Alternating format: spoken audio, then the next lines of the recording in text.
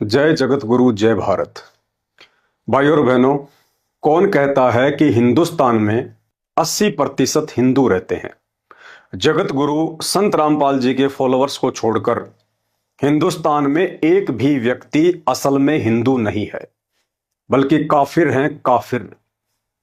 इस देश के चारों शंकराचार्य, सभी आचार्य, राम भद्राचार्य, मंडलेश्वर, महामंडलेश्वर, श्री श्री 1008 वाले फर्जी जगत गुरु, गिरी, पुरी, नागा, ओघड़ और वैष्णव साधु संत महात्मा, जिन्हें देश की जनता सनातन धर्म का रक्षक मानती है, मैं पवन दास, बाबा रामपाल का अदना सा भगत, सोशल मीडिया पर खुलेआम सनातन धर्मशास्त्रों के विरुद्ध ज्ञान देने वाले इन सभी बाबाओं को प्रेम पूर्वक देश हित में शास्त्रार्थ के लिए चुनौती देता हूं। यदि इनमें से कोई एक भी अपने आप को मुझ पवन दास के साथ किसी भी नेशनल टीवी चैनल पर लाइव डिबेट में सही मायने में हिंदू साबित करके दिखा दे कि हम हिंदू संत हैं, खुलेआम देश की जनता के सामने कह रहा हूं, यदि इन्होंने स्वयं को हिंदू साबित कर दिया तो मेरा मुंह होगा और इनका पेशाब। और यदि ये लोग ऐसा नहीं कर पाए तो इन सभी तथाकथित धर्मगुरुओं को सृष्टि में प्रथम पूजनीय पूर्ण परमेश्वर सतगुरु रामपाल जी भगवान से दीक्षा लेकर उनका शिष्य बनना होगा, ताकि अगले जन्मों में ये धर्म के दुश्मन शास्त्र विरुद्ध साधना करके स्वयं भी पशु योनियों में गधे, कुत्ते, सुअर बनकर महाकष्ट भोगने से बचें और देश की करोड़ों की भोली भाली जनता को भी बचाएं। इन धर्म गुरुओं को असल में हिंदू की क्या पहचान है ये भी नहीं पता। हिंदू की परिभाषा क्या है, किसे कहते हैं हिंदू, चलिए आपको समझा देते हैं ताकि डिबेट में आपको आसानी होगी। पहली पहचान, हिंदुस्तान में निवास करने वाले जिस स्त्री पुरुष का कोई गुरु नहीं है, गुरु भी तत्वदर्शी हो, जिसे मात्र वेद, गीता और पुराणों का ही नहीं बल्कि पूरे विश्व के सभी धर्म ग्रंथों का पूर्ण ज्ञान हो, जिसे विश्व की लगभग 2700 से ऊपर भाषाओं का पूर्ण ज्ञान हो। और ऐसा तत्वदर्शी गुरु एक समय में धरती पर एक ही होता है। यदि आपने ऐसे संत को अपना गुरु धारण नहीं कर रखा है तो आप हिंदू नहीं हैं बल्कि काफिर हैं, काफिर। दूसरी पहचान, यदि आपकी भक्ति साधना वेदों और गीता जी के अनुसार नहीं है तो आप हिंदू नहीं बल्कि काफिर हैं, काफिर। क्योंकि चारों वेद और गीता जी में कहीं भी राम राम, हरे राम, जय सिया राम, हरे कृष्णा हरे राम, ओम नमो भागवते वासुदेवाय नमः, ओम नमः शिवाय, राधे राधे, जय श्री कृष्णा आदि इस तरह के कोई भी मंत्र जपने का ना ही तो भगवान का आदेश है और ना ही इन मंत्रों का कहीं कोई उल्लेख है। इसलिए उस तत्वदर्शी संत के बताए मंत्रों के अलावा यदि कोई भी व्यक्ति इन मनमुखी मंत्रों का जाप करता है तो वह हिंदू नहीं बल्कि काफिर है, काफिर। तीसरी पहचान, यदि आप कोई भी नशा करते हैं, बेचते हैं, बनाते हैं या पीने पिलाने में किसी का सहयोग करते हैं, जैसे बीड़ी, सिगरेट, गुटखा, जर्दा, तंबाकू, हुक्का, बियर, शराब, अफीम, सुल्फा, गांजा या हुलास सूंघना आदि, तो आप हिंदू नहीं बल्कि काफिर हैं, काफिर। क्योंकि पौराणिक कथाओं के अनुसार तंबाकू के पौधे की उत्पत्ति गाय के खून से हुई है। अब एक तरफ तो आप गाय को अपनी माता कहते हैं और दूसरी तरफ उसी मां का खून पी रहे हैं, तो आप काहे के सनातनी, काफिर हैं, काफिर। चौथी पहचान, यदि आप किसी भी पशु, पक्षी या जीव जंतु का मांस खाते हैं या मारते हैं तो आप हिंदू नहीं हैं बल्कि काफिर हैं, काफिर।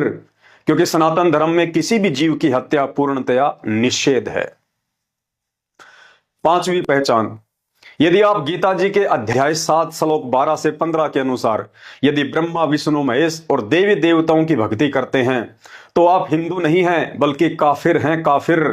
सोचिए, पवित्र गीता जी जिन तीनों गुण रूपी ब्रह्मा, विष्णु, महेश की भक्ति के लिए मना कर रही है और आप उन्हें पूज रहे हैं, तो शास्त्र विरुद्ध साधना करके आप कैसे हिंदू कहला सकते हैं?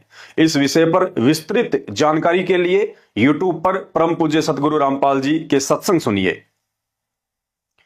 छठवीं पहचान, यदि आप पूजा करते हैं, श्राद्ध निकालते हैं, मंदिर में मूर्ति पूजा करते हैं, शिवलिंग पर जल या दूध चढ़ाते हैं, कावड़ लाते हैं, पद यात्रा करते हैं, तो भी आप हिंदू नहीं बल्कि काफिर हैं, काफिर। क्योंकि गीता जी अध्याय 9 श्लोक 25 इस पाखंड पूजा के लिए मना करता है। और गीता जी के विरुद्ध भक्ति करने वाला हिंदू कैसे हो सकता है? वह तो काफिर हो सकता है, काफिर।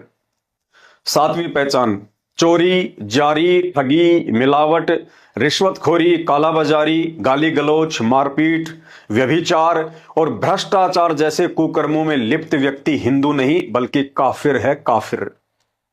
आठवीं पहचान, पर स्त्री को बहन बेटी के बजाय गंदी नजरों से देखने वाला या व्यभिचार करने वाला हिंदू नहीं बल्कि काफिर है, काफिर। शास्त्र कहते हैं, पर नारी को देखिए बहन बेटी के भाव, कहे कबीर काम नाश का यही सहज उपाय। नौवीं पहचान, जो व्यक्ति ब्याज पर पैसा उधार देता है वो हिंदू नहीं बल्कि काफिर है, काफिर। क्योंकि ब्याज पर पैसा देने का मतलब है जख्मी जानवर की पीठ पर बैठकर कौवे की तरह चोंच से उसके दर्द की परवाह किए बिना उसका मांस खाना। क्योंकि ब्याज पर पैसा वही इंसान लेता है जो असहाय, दुखी या कर्जवान होता है। और ऐसे महादुखी व्यक्ति की मात्र उधार मदद करने के बजाय उससे ब्याज वसूल करना उससे और अधिक घाव देने के समान है और आप परमात्मा के दोषी बनते हैं। तो ऐसा व्यक्ति भी हिंदू नहीं हो सकता, वो भी काफिर है, काफिर। भाइयों और बहनों, अब आपके मन में एक सवाल उठेगा कि इन मर्यादाओं का पालन करना तो हमारे 33 करोड़ देवी देवता और ब्रह्मा विष्णु महेश के वश से बाहर की बात है, फिर इंसान कैसे निभा सकता है? जी हां, बिल्कुल सही सोचा आपने। इन सभी सद्गुणों से हमारे देवी देवता भी परिपूर्ण नहीं है। हमारे 18 पुराण देवी देवताओं के कर्म व कुकर्मों के साक्षी हैं। देवताओं के राजा इंद्र ने अपने ही गुरु गौतम ऋषि की पत्नी अहिल्या के साथ क्या किया था सर्वविदित है, बताने की जरूरत नहीं है। देवों के देव महादेव कहे जाने वाले शंकर जी ने मोहिनी के साथ क्या किया था सर्वविदित है, बताने की जरूरत नहीं है। श्री सुख सागर में लिखा हुआ पढ़ लेना। श्री विष्णु जी ने शंखचूड़ राक्षस की पत्नी तुलसी के साथ शंखचूड़ का रूप बनाकर क्या किया था सर्वविदित है, बताने की जरूरत नहीं है। श्रीमद् देवी भागवत पुराण को पढ़ लेना। श्री ब्रह्मा जी ने अपनी ही पुत्री सरस्वती के साथ क्या कुकर्म किया था सर्वविदित है, बताने की जरूरत नहीं है। श्री ब्रह्म वैवर्त पुराण में पढ़ लेना। श्री कृष्ण जी ने कुब्जा का कुब्ज ठीक करके उसके घर जाकर उसके साथ क्या किया था सर्वविदित है, बताने की जरूरत नहीं है। श्री सुख सागर में पढ़ लेना। आपको इस तरह के और भी सैकड़ों प्रमाण हमारे परम आदरणीय देवी देवताओं के रास लीलाओं के मिल जाएंगे। भाई और बहनों, कारण एक ही था, इन देवी देवताओं को भी आपकी तरह तत्वदर्शी संत नहीं मिला जो अपना पवित्र ज्ञान, सच्चे मंत्र और आशीर्वाद देकर उन्हें उत्तम चरित्र वाला बनाकर मोक्ष का अधिकारी बना देता। और निसंदेह वर्तमान में धरती पर यह परम सौभाग्य सिर्फ जगत गुरु तत्वदर्शी संत शिरोमणि सतगुरु रामपाल जी भगवान के भक्तों को ही प्राप्त है, क्योंकि हम उसी तत्वदर्शी संत की शरण में हैं जिन्होंने आज लाखों की संख्या में हम भगत भाई बहनों को देवताओं से भी उत्तम चरित्र वाला बना दिया।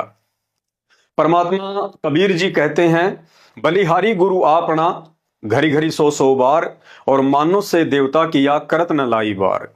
यदि मीडिया और सरकार धर्म के नाम पर समाज में कैंसर की तरह फैल चुके इन तमाम स्वयं को सनातनी और कट्टर हिंदू कहने वाले साधु संत शंकराचार्यों के अज्ञान और पाखंड को जनमानस के सामने लाकर इस देश को वास्तव में एक सच्चे हिंदू राष्ट्र की श्रेणी में लाकर खड़ा करना चाहती है तथा शास्त्र विरुद्ध घटिया साधना और कर्म कांड से मुक्त करना चाहती है, तो परम पूज्य परमेश्वर सतगुरु रामपाल जी भगवान के चरणों की धूल मैं पवन दास अपने गुरुदेव के आशीर्वाद से इन सभी तमाम कथित धर्मगुरुओं से शास्त्रों के आधार पर ज्ञान चर्चा के लिए तैयार हूं।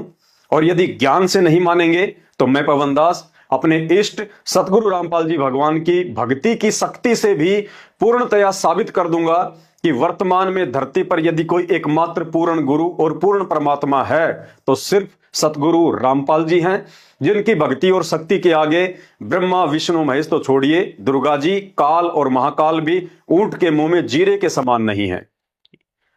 इसके अलावा धरती पर किसी भी साधु संत महात्मा के पास पूर्ण मोक्ष प्राप्ति का मार्ग नहीं है। यह भी साबित कर दूंगा कि युग परिवर्तन 2028 के बाद जो महापुरुष भारत देश को विश्व गुरु का दर्जा देंगे वह महापुरुष सतगुरु रामपाल जी ही हैं। विश्व की तुलना में यदि भारत देश को आगामी महाविनाश के वक्त कोई महापुरुष कम से कम नुकसान होने देगा तो वह महापुरुष भी सतगुरु रामपाल जी भगवान ही है।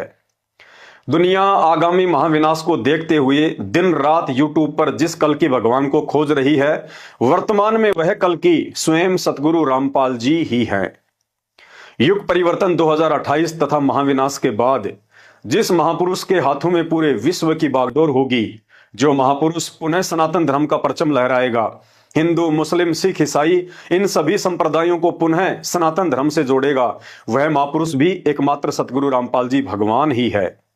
जो महापुरुष आज धरती पर हिंदुओं का राम, मुसलमानों का अल्लाह, सिखों का वाहेगुरु और ईसाइयों का सच्चा मसीह बनकर साक्षात प्रकट है और लीला कर रहा है, जिन्हें आप जिला हिसार हरियाणा की जेल में बैठा देखकर मजाक उड़ाते हैं, वह महापुरुष भी सतगुरु रामपाल जी भगवान ही है।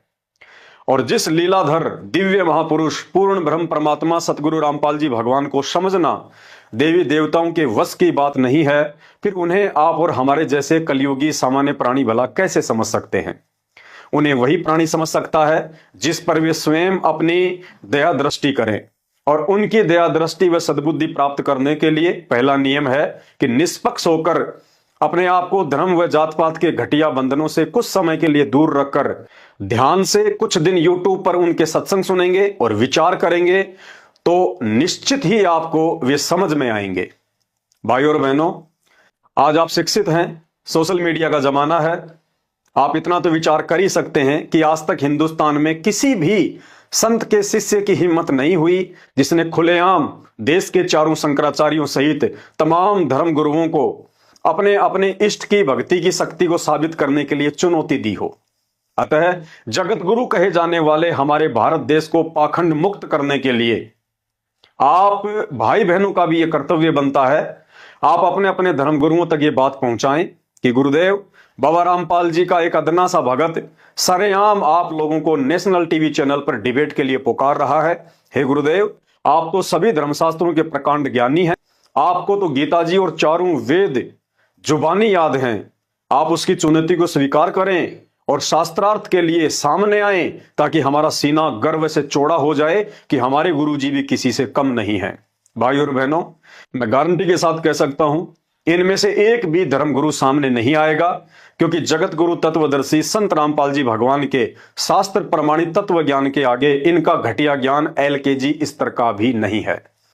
आप भाई बहनों से पुनः निवेदन करता हूं, आप अपने आसपास नंगे भूखे प्यासे और सर्दी गर्मी बरसात में असहनीय कष्ट उठाने वाले गधे कुत्ते सूअर आदि जानवरों को देखकर भी विचार नहीं करते हैं कि यदि आज इन पाखंडी धर्मगुरुओं के अज्ञान से बाहर निकलकर सच्चे गुरु की शरण में आकर शास्त्र विधि अनुसार सतभक्ति की शुरुआत नहीं की गई तो यह अनमोल मानव शरीर छूटने के बाद अगला नंबर गधे कुत्ते सूअर बनने का आप लोगों का ही है।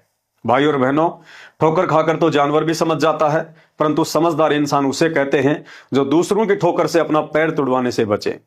अपने फालतू के व्यस्त समय से कुछ समय निकालकर YouTube पर संत रामपाल जी महाराज जी के सत्संग सुनना शुरू करें, क्योंकि सोशल मीडिया पर इस तरह के सच्चाई से युक्त वीडियो बनाने का मेरा मकसद पैसा या प्रसिद्धि पाना बिल्कुल भी नहीं है, बल्कि आप धर्म के नाम पर भटके हुए भाई बहनों का ध्यान अपनी आत्मा के असली पिता सतगुरु रामपाल जी भगवान के सत्संगों की तरफ आकर्षित करना है। आप तक सूचना पहुंचाना मेरा फर्ज था, आगे निर्णय लेना आपका काम है।